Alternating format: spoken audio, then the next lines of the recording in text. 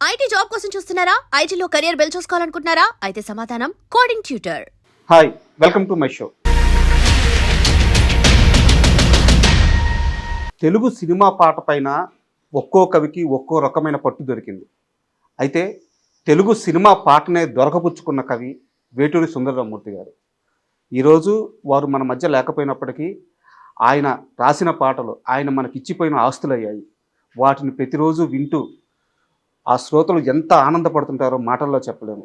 So Telugu cinema చరిత్రలో, తెలుగు సినీ పాట చరిత్రలో ఆయన ముద్ర ఎప్పటికీ ఎవ్వరూ చెదపలేరు. సో ఈరోజు మనకి ఆయన కుమారుడు వేటూరి రవిప్రకాష్ గారు మనతో ఉన్నారు. ఆయనకి ఒక్కసారి వేటూరి గారి గుర్తులను, ఆయన పాటలను అన్నిటినీ ఒక్కసారి గుర్తు చేసుకున్నాం. హాయ్ సార్, నమస్తే. నమస్కారం అండి. సార్, అంటే చాలా చిన్న వయసు నాది. ఆయన గురించి మాట్లాడే అర్హత, వేటూరి గారి పాటల గురించి ప్రస్తావించే అర్హత, విజ్ఞత, అంత విద్య ఇవేవి నా దగ్గర లేవు సార్. కాకపోతే ఈరోజు నేను ఇంటర్వ్యూ పెట్టుకుంది ఎందుకంటే ఆ మహానుభావుడి గురించి, ఆయన రాసిన పాటల గురించి మీరు ఆయన వారసుడు, ఆయన చాలా దగ్గర నుంచి చూసిన మనిషి. సో మీ నోటి నుంచి వేటూరి గారి గురించి వినాలని, మీ నోటి నుంచి వేటూరి గారి గురించి వినాలని చెప్పి నేను మిమ్మల్ని పిలవడం జరిగింది. నా విన్నపాన్ని మన్నించి మీరు వచ్చినందుకు చాలా చాలా కృతజ్ఞతలు సార్. సార్, నాన్నగారి విషయానికి వస్తే, మామూలుగా వేటూరి సుందరరామూర్తి అంటే అందరికీ ఆయన ఒక పాటల రచయిత, అద్భుతమైన పాటలు రాశారు, అద్భుతమైన అవార్డులు ఇవన్నీ తెలుసు. బట్ ఆయన చాలా సంవత్సరాలు పాత్రికేయుడుగా పనిచేశారంట, జర్నలిస్ట్గా పనిచేశారంట. సినిమాల్లోకి రాకముందు జర్నలిస్ట్గా రావాల్సిన అవసరం ఏమొచ్చింది సార్? అసలు సినిమాల్లోకి రావాలని ముందు అనుకోలేదు. మా కుటుంబ నేపథ్యం అంతా కూడా సాహిత్యానికి, సంగీతానికి సంబంధించింది.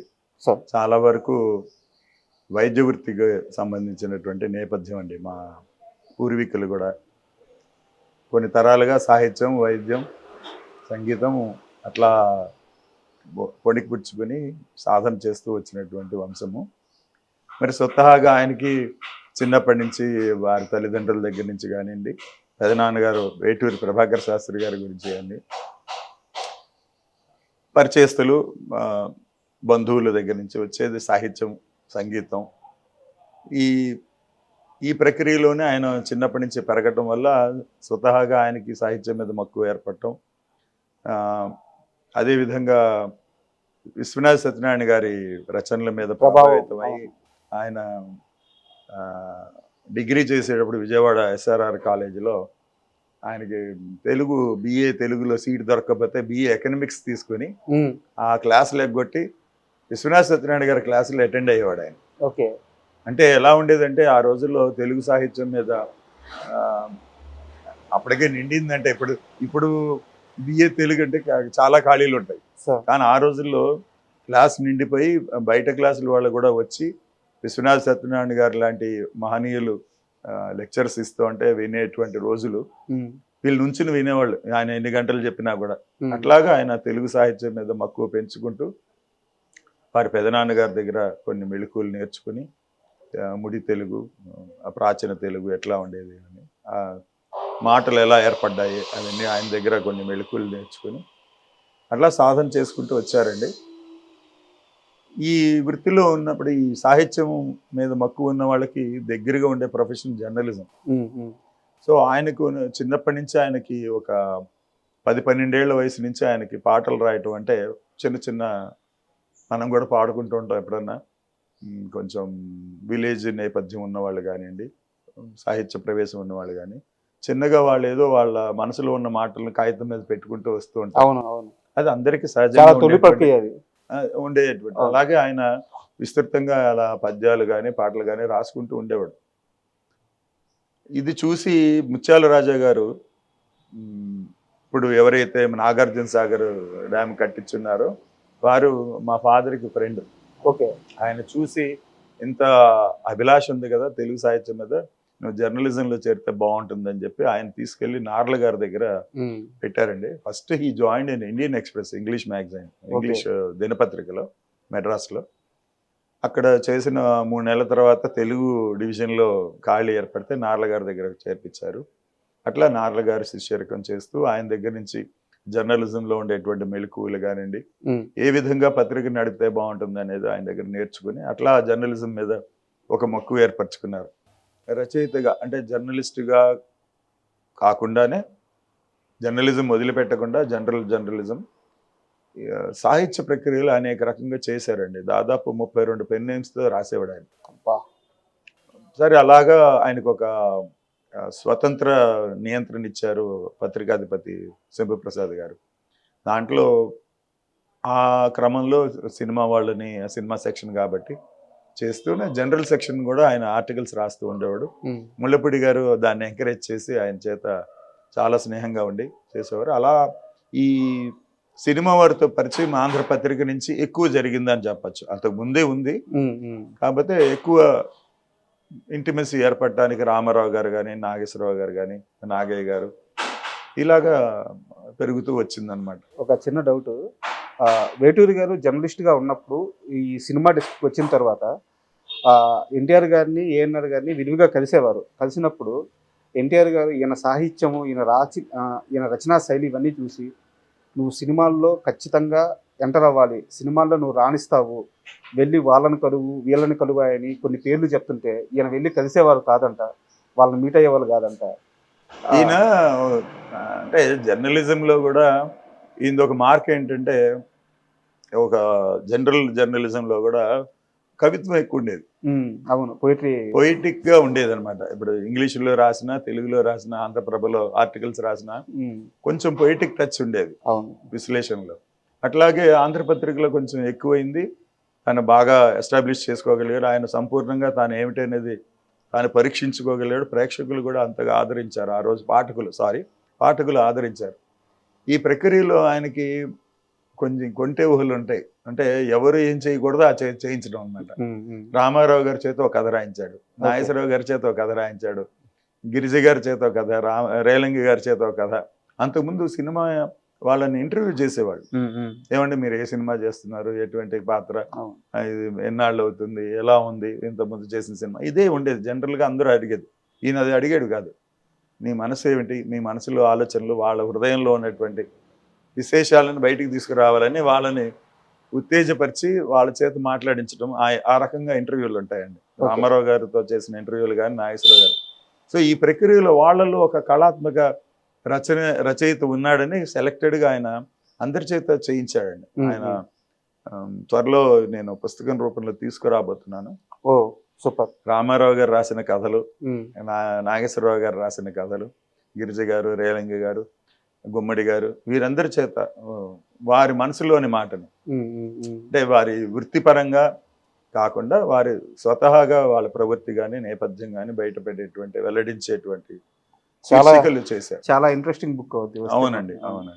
ఎందుకంటే రామారావు గారు కథ రాశారు అంటే అది కొత్తగా ఉంటుంది, ఆయన ఏం చెప్పుంటారని. అలాగే రామారావు గారిని ఇంటర్వ్యూ చేసినప్పుడు ఏమి విషయాలు చెప్పారు అది కూడా చిత్రం. అంటే దాంట్లో ఒక మనిషికి, ఒక ఆర్టిస్ట్గా మనం సినిమా తీసేస్తే వాళ్ళ మనసులో ఉండేటువంటి వేదాంతం కానీ, దైవ హ్యూమానిటిక్ మానవత్వపు విలువలు కానీ ఇవన్నీ బయటపడతాయి. సో ఆ రకంగా ఉంటాయండి ఆయన ఇంటర్వ్యూస్ వాళ్ళతో. అట్లాగా దగ్గర అవ్వటం. తర్వాత ఈయన రాసినటువంటి కొన్ని ఆర్టికల్స్ చూసి రామారావు గారు చాలా ఏళ్లకు ముందు నుంచి ఆయన పరిచయం. అంటే ఒక రకంగా చెప్పాలంటే రామారావు గారు ఫస్ట్ టైం సినిమా వచ్చినప్పటి నుంచి ఆయన పరిచయం. మా నాన్నగారి మేనమామ ఆయన సినిమాకి రావడానికి దోహదపడ్డారు. అప్పటి నుంచి వాళ్ళిద్దరికి పచ్చిమిరపకాయ బజ్జీల సాన్నిధ్యం ఒకటి ఉంది. అంటే ప్రతి సాటర్డే, సండే ఆయన ఖాళీ ఉన్నప్పుడల్లా వచ్చి వీళ్ళందరూ మీట్ అయ్యి పచ్చిమిరపకాయ బజ్జీలు వేసుకుని తినేవాళ్ళు సాయంకాలాలు. అది చిన్నప్పటి నుంచి ఉంది. సో ఆ ఇంటిమసీ, ఈ పిల్లాడు ఇలాగా ఇంత బాగా రాస్తున్నాడు, ఈయన శైలి బాగుంది, పొయిటిక్ నేచర్ అనేప్పటికీ ఆయనకు చాలా ఇష్టం రామారావు గారికి.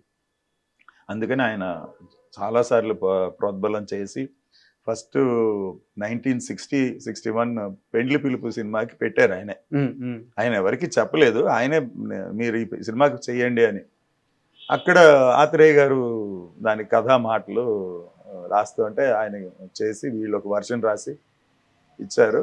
తర్వాత ఆయనకి ఈ డిలేలు, సినిమా పరంగా ఉండేటువంటి కాలయాపన అది ఆయన నచ్చదు. ఏదైనా కూడా చాలా త్వరగా చేయటం అలవాటు, మార్పులు చేర్పులైనా సరే వర్షన్ అది. అలాగా ఆ ఒరవడి, ఆ స్పీడ్ ఉండటం వల్ల ఆయన అక్కడ ఎమ్మడలేక, మనకి ఎలాగూ జాబ్ ఉంది కదా, ఎందుకు దీన్ని వదిలేసి రావటం జర్నలిజం, స్వతహాగా ఏముంటుందంటే మధ్యతరగతి కుటుంబంలో ఒక ఉద్యోగం అనేటువంటిది బాధ్యత. స- పెళ్లి చేసుకోవాలి, ఇంకా పెళ్లి కాలేదు ఆయనకి, ఉమ్, మరి ఉద్యోగం ఉంటే కానీ పిల్లలు ఎవరు. సో ఆ ఉద్యోగం అనేటువంటిది కంపల్సరీ చెయ్యాలి. అంతేగాని సినిమాల్లో పాటలు రాస్తాను లేకపోతే పాటలు రాస్తా అని చెప్పారు అంటే ఇవి ఎవరు కదా అందులో ఆ రోజుల్లో అసలు ఎవరు, అవును. ఇప్పుడు ఎవరు లేదు. ఆ రోజుల్లో ఉన్నటువంటి సమాజ పరంగా ఉన్నటువంటి రెస్ట్రిక్షన్స్లో అసలు ఎవరు. అదొక బాధ్యత. ఒక యువకుడు పట్టభద్రుడైతే ఉద్యోగం చేయాలి. ఉద్యోగం చేయాలి. అంతే. అది ఉద్యోగం పురుష లక్షణం అంటారు కదా, అది ఎక్కువ అమలులో ఉన్న రోజులు. సో ఆయన జర్నలిజంనే ఆయనకి ఇష్టమైన వర్తి కాబట్టి అలా చేసుకుంటూ వచ్చారండి. బట్ నాకు తెలిసినంత వరకు ఎన్టీఆర్ గారు ఇచ్చిన అవకాశాన్ని వేటూరి వరకు సద్వినియోగం చేసుకున్నారు, పాట రాశారు కూడా. ఆ పాట సినిమాలో లేకుండా చేశారు అని తెలుసు. నిజమేనా అది? చేశారు కాదు, అనుకోకుండా అలా జరిగింది. అది లేటర్ స్టేజ్ అండి. ఆంధ్రపత్రిక నుంచి మళ్ళా ఆయనకి పెళ్ళయి ఉమ్, అక్కడికి సంసారాన్ని షిఫ్ట్ చేయడం ఇష్టం లేక మద్రాసు నగరానికి విజయవాడలో పెట్టండి అని ఆయన అడగటం శంభుప్రసాద్ గారిని. ఆయన కొంచెం ఆలోచించి వీలు పట్టలేదండి అని అంటే ఆయన ఆంధ్రపత్రిక మానేసి మళ్ళీ ఆంధ్రప్రభలో చేరారు విజయవాడ. ఉమ్, సో విజయవాడలో ఆ సబ్ ఎడిటర్గా పనిచేశారు. అప్పుడు అక్కడి నుంచి ఆయన అసెంబ్లీ దీనికి ఆయన ప్రమోట్ అయ్యాడు, స్పెషల్ రిపోర్టర్గా ఆంధ్రప్రదేశ్ అసెంబ్లీ రిపోర్టింగ్. ఓకే. అప్పుడు హైదరాబాద్లో ఉన్నప్పుడు ఆయన రామారావు గారు మళ్ళా తీసుకెళ్ళి పెట్టాలని ట్రై చేయటం. ఇది 1962లో ఆయన మొట్టమొదటి గుళేబకావళి కథ పాటలు రాయమని తీసుకెళ్ళాడు. కానీ అది ఎందుకో కుదరలేదు. అప్పటికే అక్కడ సినారే గారు ఉన్నారు కదా. సినారే గారు అప్పటికి ఇంకా రాలే ఆ సినిమాకి. ఈయన చేత రాయించాలి అని చెప్పి అనుకున్నారు. తర్వాత అక్కడ ఏదో లేట్ అవ్వటం వల్ల మళ్ళీ ఆయన వదిలిపెట్టలేదు. ఆయన ఉద్యోగాన్ని వదిలిపెట్టలేదు, సెలవు పెట్టి వెళ్ళారు. కాలయాపన అయిందని వచ్చేసాడు. ఓకే. సో ఇట్లా చేసుకుంటున్న తర్వాత ఆయన హీ వాజ్ ద యంగెస్ట్, నాకు తెలిసి ఉన్న పరిధిలో 30 ఏళ్ళకి ఆయన ఎడిటర్ అయ్యాడండి ఆంధ్ర జనత అనేటువంటి పత్రికలో. అవునండి. ఆంధ్రప్రభలో చేస్తున్నప్పుడు 1965లో తీసుకొచ్చి ఎడిటర్గా నియమించారు. అక్కడ ఒక 3.5 years చేశారు. మరి అంత ఎర్లీ ఏజ్లో ఎడిటర్ అయిన తర్వాత ఇంకా నెక్స్ట్ 30 ఏళ్ళు 25 ఏళ్ళు ఆయన అదే వృత్తి చెయ్యాలి, ఎడిటర్గానే ఉండాలి. ఎందుకంటే ప్రమోషన్ ఉండాలి కదా. మారితే పేపర్లు మారాలి, దినపత్రికలు మారుతాయి పేర్లు తప్ప పోస్ట్ అదే. ఇంకా ఆయన ఇది కాదు, నేను నా మనసులో ఉన్నది బయట పెట్టుకోవాలి అనేటువంటి స్వచ్ఛంద రచనలకు పూనుకుని ఆయన సిరికాకుళం చిన్నదనేటువంటి ఒక సంగీత రూపకాన్ని రాశారండి. అది బాలాంతరపు రజనీకాంతరావు గారికి నచ్చి ఆయన రేడియోలో పెట్టుకుంటా అని చెప్పి అది చేయటం. పెంజాల నాగేశ్వరరావు గారి సంగీతంలో ప్రఖ్యాత కర్ణాటక విద్వాంసురాలు శ్రీరంగం గోపాలరత్నం గారు ముఖ్య పాత్రధారిగా చాలా బాగా వచ్చింది. అది బాగా ప్రమోట్ అయింది. ఈ తరుణంలో సరే ఇలాంటివి ఎన్ని చేసుకుంటాము అనే మళ్ళీ ఉద్యోగం కావాలి అనే పరిస్థితి వచ్చింది. అంటే స్వచ్ఛంద రచన చేసి పుస్తకాలు ప్రచురించుకొని లేకపోతే ఇంకో రకంగా ప్రాముఖ్యత తెచ్చుకోవడం కంటే ఒక బాధ్యతాయుతమైనటువంటి ఉద్యోగంలో ఉంటే బాగుంటుందని అనుకుంటున్న తరుణంలో చక్రపాణి గారు ఆల్రెడీ అంతకుముందు పరిచయం ఉండటం, వాళ్ళకి మద్రాసులో ఉద్యోగం చేస్తున్నప్పుడే ఆయన ఒక 4 స్క్రిప్ట్లు వర్క్ చేసి ఇచ్చారండి విజయ సంస్థకి. ఆ పరిచయంతో ఆయన ఏం చేశారంటే ఒక టెలిగ్రామ్ పంపించారు, నేను కొత్తగా ఆడవాళ్ళ కోసం వనిత అనేటువంటి మ్యాగజైన్ పెడుతున్నాను, మీరు దానికి ఎడిటర్గా ఉంటే బాగుంటుంది అని. ఓకే. సో అదొక ఆనరీ, ఒక గొప్ప గుర్తింపు అని ఆయన ఫీల్ అయ్యి మద్రాసు వెళ్ళారు.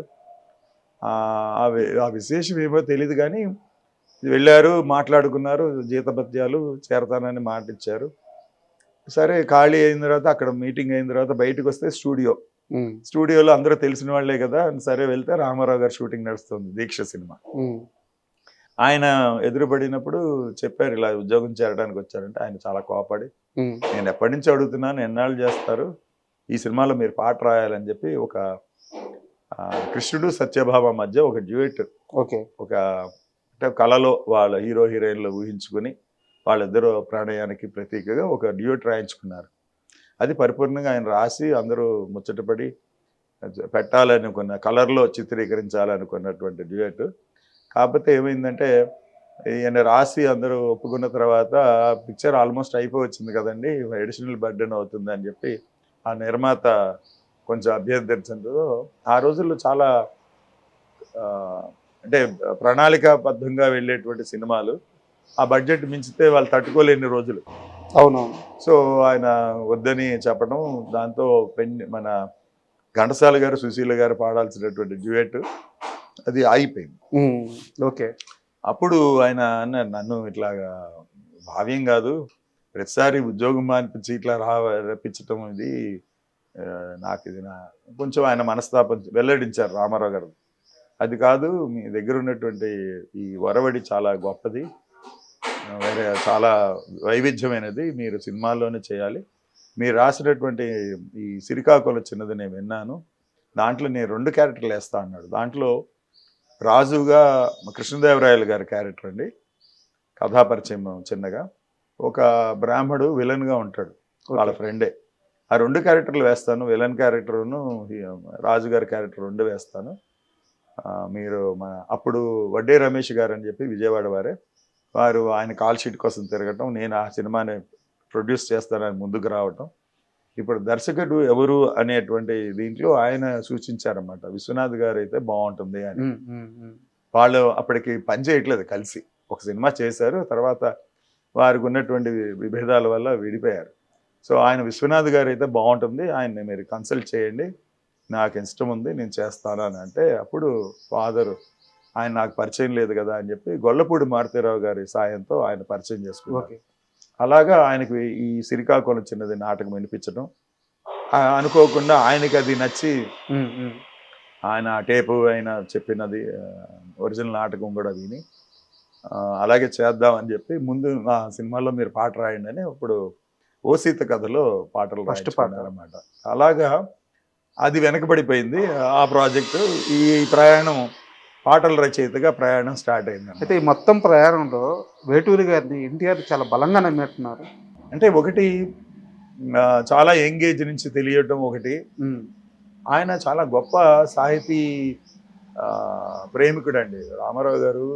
మామూలుగా సినిమాల్లో కనిపించే మంచి కాదు, చాలా ఆయనకి సాహిత్యం మీద మంచి పట్టు ఉంది.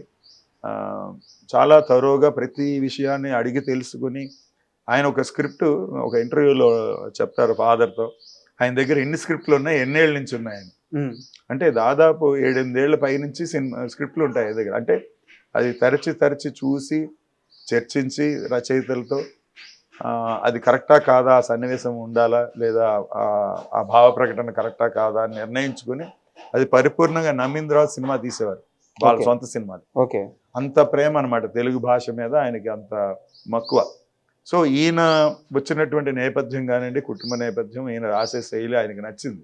అవునవును. నిర్మోహమాటంగా చెప్పడం, స్ట్రైట్ ఫార్వర్డ్గా రాయటం, ఇవన్నీ ఈయన రచనా ప్రక్రియ, ఆయనకి కవితాంశ ఇవన్నీ నచ్చి ఆయన బలంగా చాలా మంచి రచయిత అవుతాడు, మంచి పేరు వస్తుంది అని చెప్పి ఆయన నమ్మే చేశాడు ఆయన. And for more videos, please subscribe to iDream. Please subscribe to iDream. Please subscribe iDream. And please subscribe to iDream. For more videos, subscribe to iDream. please like, share and subscribe to the channel. Congratulations, iDream. Subscribe to iDream. Subscribe to iDream. So subscribe to iDream Media. iDream ki iDream team andarki huge congratulations. Please subscribe iDream Media. Please subscribe to iDream. Subscribe iDream. Please subscribe to iDream. iDream అంటే నా కళల channel subscribe చేసుకున్న నోరు తిరుగుతలేదు, మీరైతే గంట గుర్తు కొట్టండి. For more such videos, please subscribe to iDream. Subscribe to iDream. Please subscribe to iDream. Please subscribe iDream Media. Please do subscribe to iDream. Please subscribe to iDream Media. For best entertainment and information, please subscribe iDream. And don't forget to subscribe to iDream.